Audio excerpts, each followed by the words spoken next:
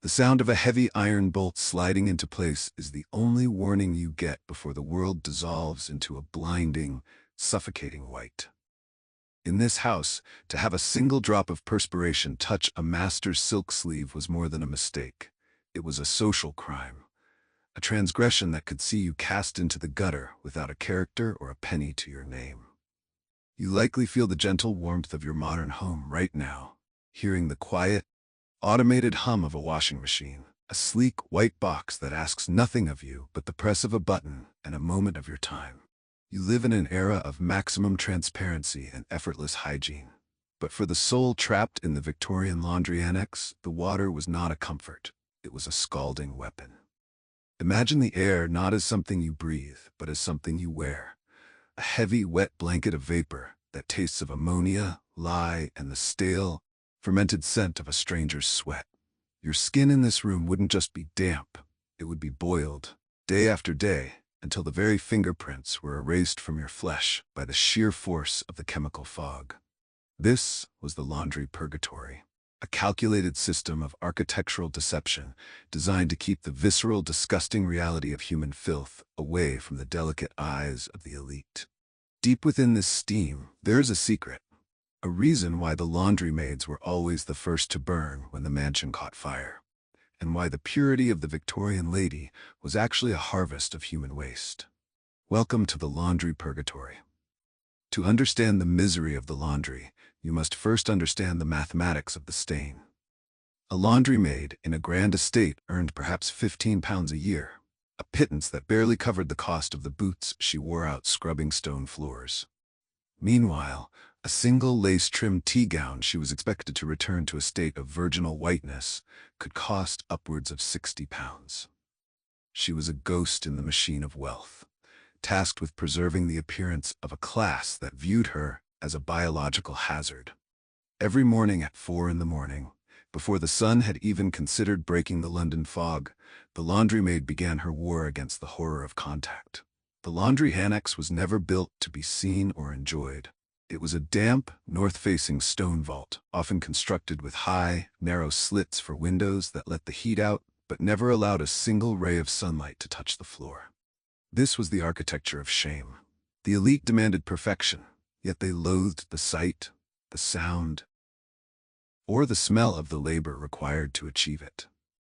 They wanted their linens to arrive in their rooms as if by magic, appearing in the cedar-lined closets without a trace of the industrial hell that birthed them. In this room, the primary tool of the trade was not a brush or a soap bar, but lye. A caustic soda so powerful it could dissolve a human fingernail in less than 20 minutes of exposure.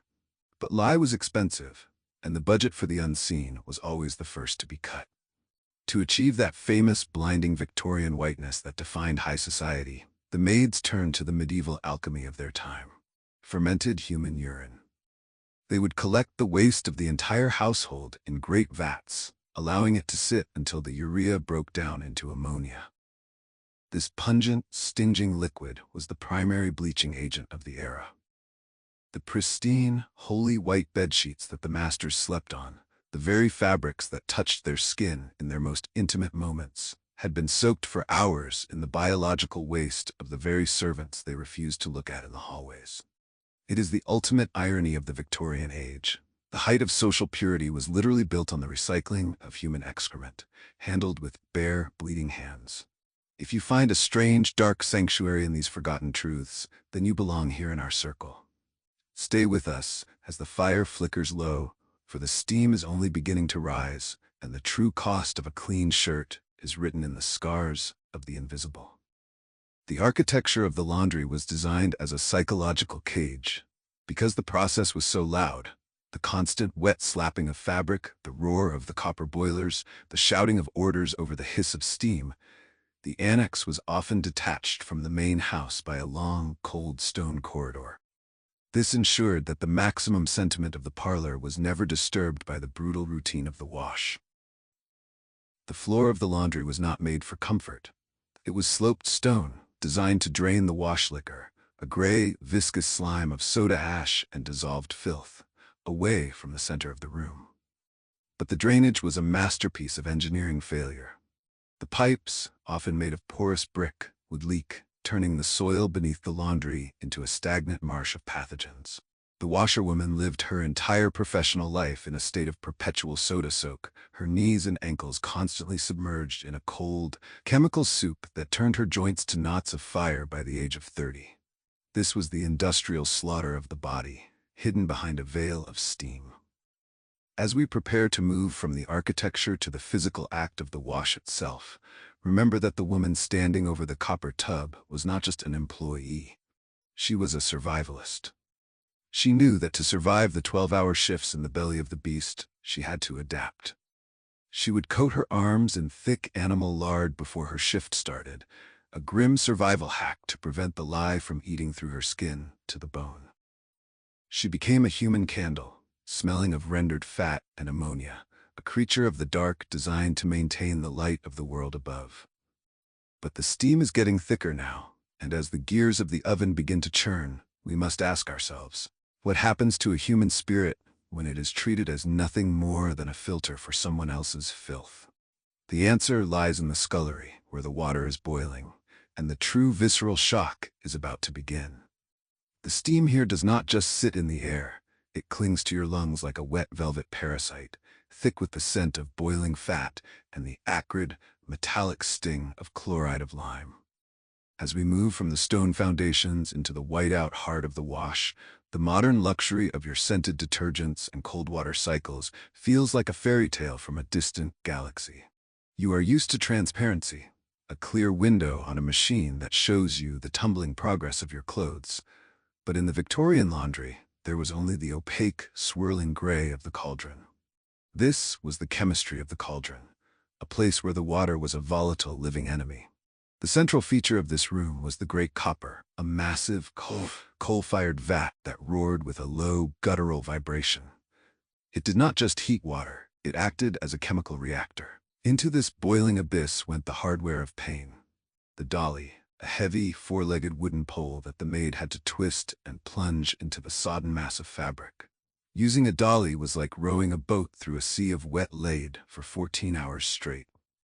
The sheer weight of a single wet bedsheet was enough to strain the back, but multiplied by the hundreds required for a grand mansion, it became a literal industrial slaughter of the human frame.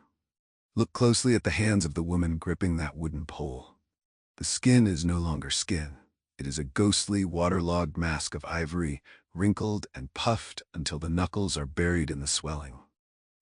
This was the reality of washerwoman's thumb, a condition where the tendons would knot and eventually snap under the relentless mechanical stress. But the pain of the joints was nothing compared to the visceral shock of the chemical burns. Because the water was laced with lye and soda ash, every small cut or scratch became a weeping, caustic ulcer. If you have ever felt the slight sting of a paper cut, imagine that sensation magnified by 1,000 as boiling alkaline water finds its way into the cracks of your raw, red knuckles. This was the hardware of the scullery, where every tool was designed for efficiency at the cost of the operator. The drying closet was even worse, a narrow, windowless room filled with racks of wet linen and heated to over 100 degrees by a central stove. To enter it was to enter a subterranean tropic, where the sudden shift from the cold, damp washroom to the blistering dry heat caused the skin to crack and the lungs to seize. But the true horror of the cauldron was the invisible army of pathogens that thrived in the humidity. While the masters upstairs spoke of purity and virtue, the very steam the laundry maids inhaled was a concentrated extract of the household's filth. Every drop of sweat, every speck of skin, and every germ from the sick rooms above was vaporized and drawn into the lungs of the women below. This led to laundry phthisis, a rapid, violent form of tuberculosis that was exacerbated by the constant inhalation of fine soap dust and coal smoke. In your world, a cough is a reason for a day of rest. In the laundry purgatory, a cough was the sound of the machine beginning to break.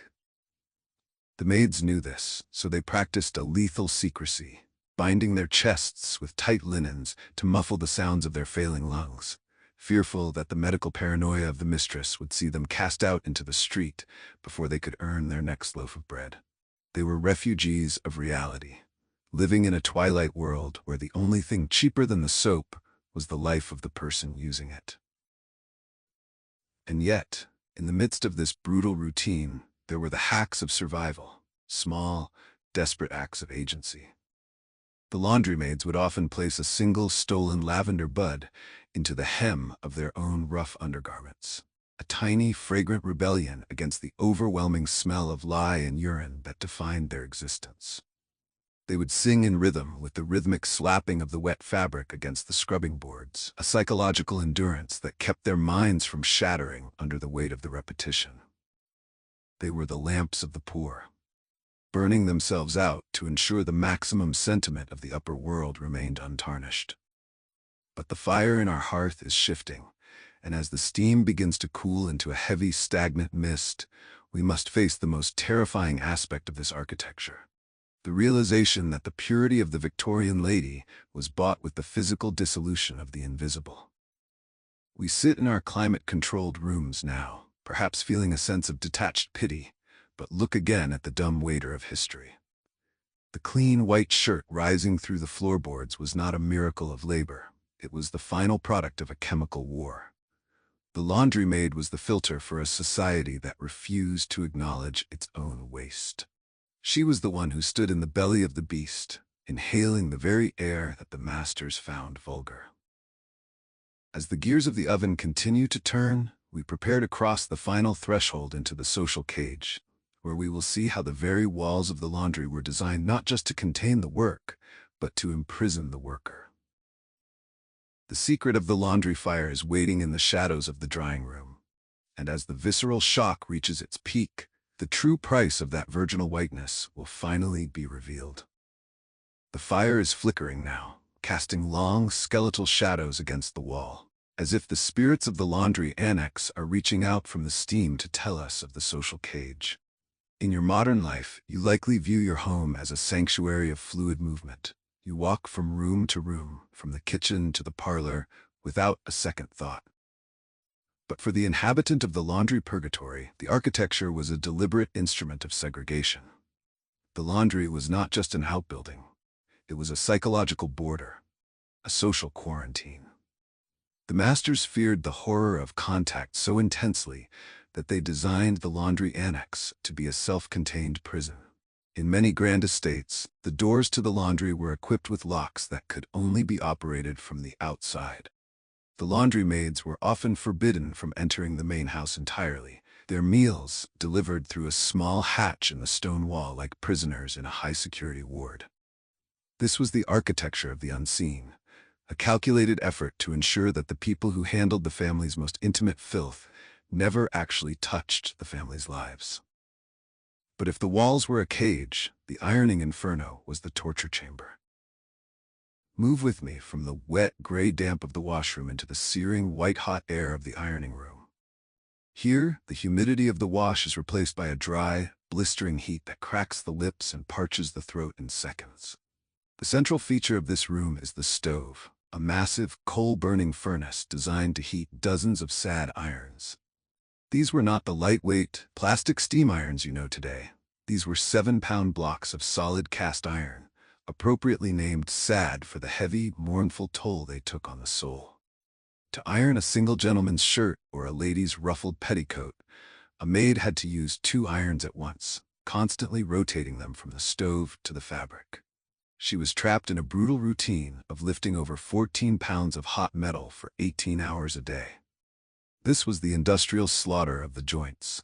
The repetitive swinging motion caused the shoulders to knot and the spine to curve until the maid was permanently stooped, a physical signature of the unseen that she would carry to her grave. In this subterranean tropic, the social hierarchy was as rigid as the starched collars they produced. The head laundress was the czar of the steam, a woman who ruled with an iron fist to ensure that maximum sentiment was maintained for the masters above.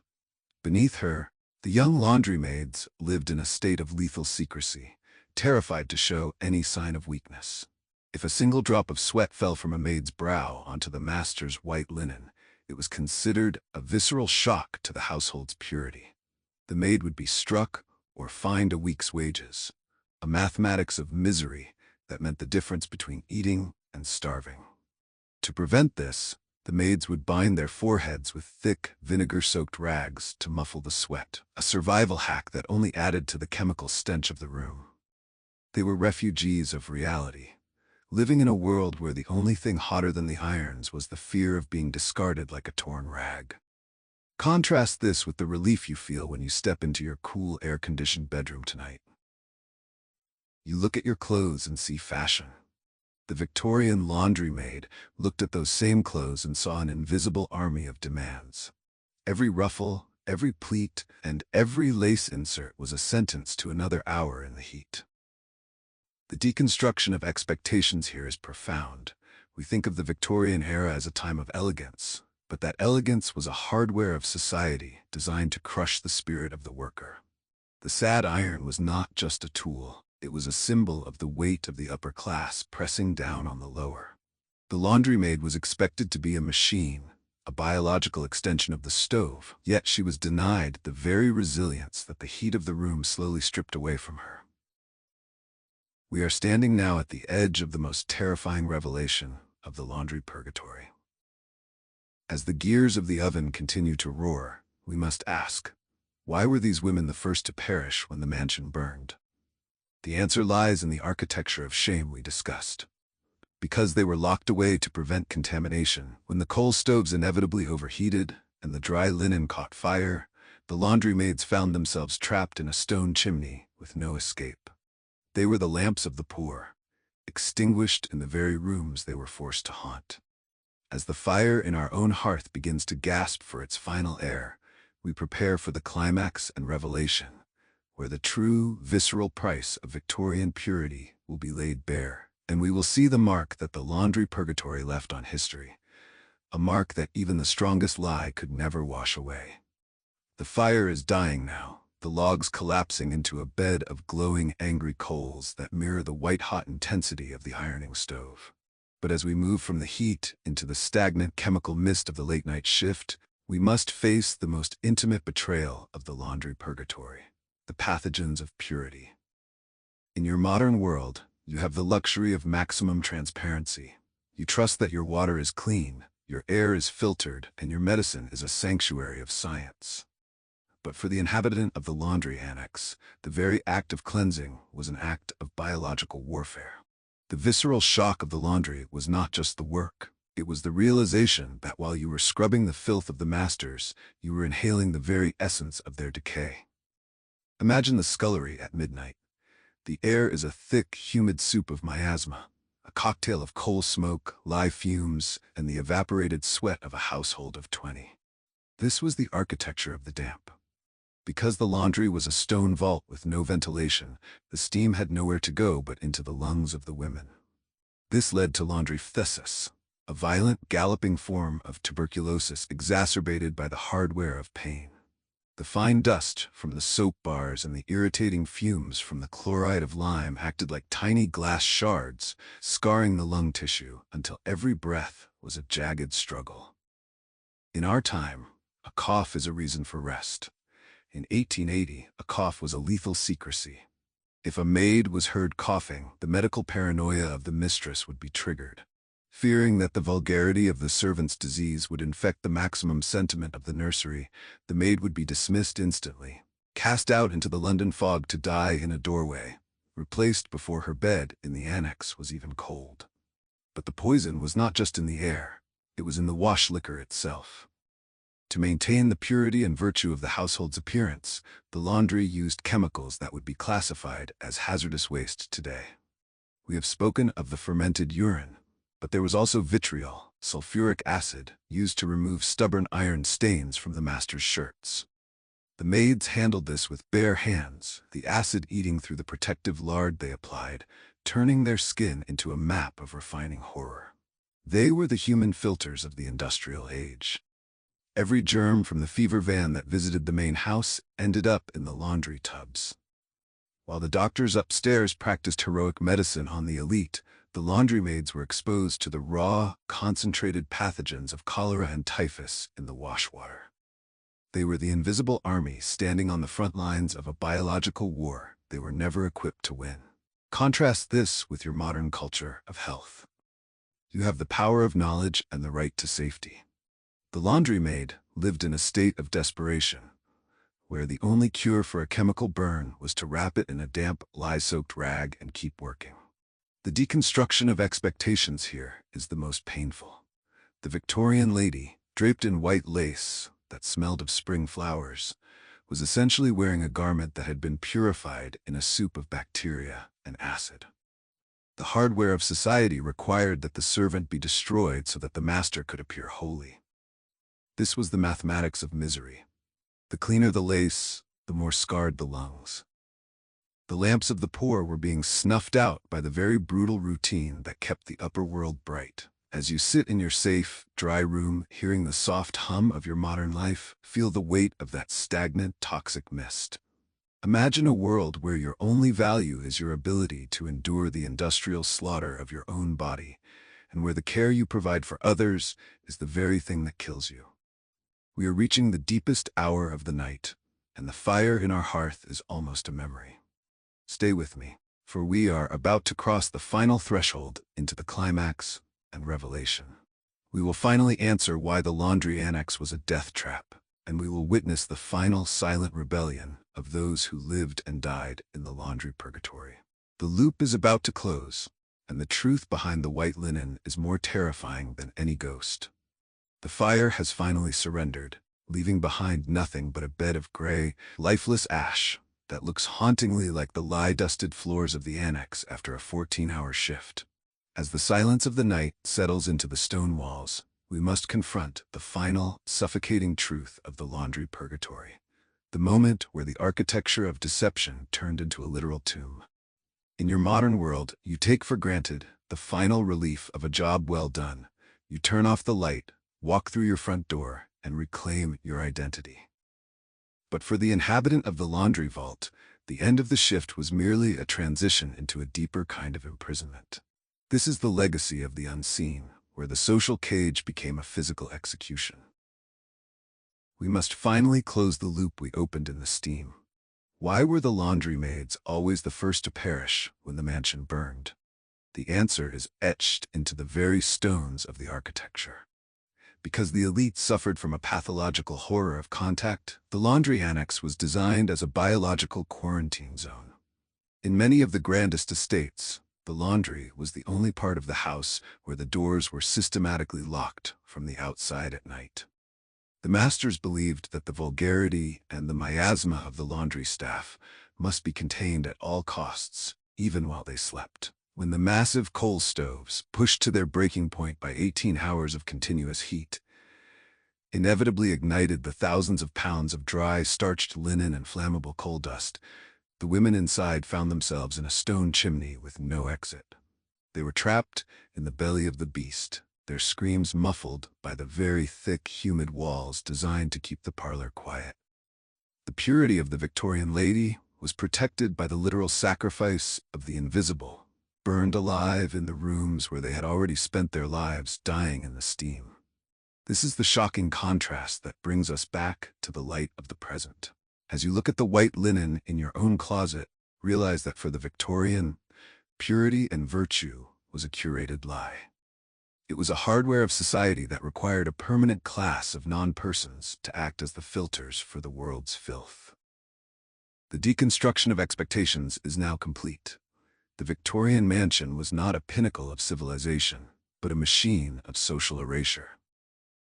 The lamps of the poor were snuffed out so that the maximum sentiment of the dining room could remain untarnished. The very white shirts that defined the gentlemen were the shrouds of the women who cleaned them. Contrast this refining horror with the relief you feel now as the morning sun begins to touch the windows of your safe modern home. You have the right to be seen. You have the right to a voice. You have the right to a life that is not consumed by the industrial slaughter of someone else's vanity. We have traveled through the steam and the acid, felt the weight of the sad irons, and witnessed the lethal secrecy of the failing lungs. We have realized that the most dangerous thing in a Victorian house wasn't the arsenic in the walls or the lead in the pipes. It was the cold, calculated indifference of one human being toward another. As we leave the laundry purgatory, and let the final wisps of steam dissolve into history, I invite you to share your reflection. If you were the one to hold the dolly pole in that boiling cauldron, what would have been the first thing you did when the doors finally opened?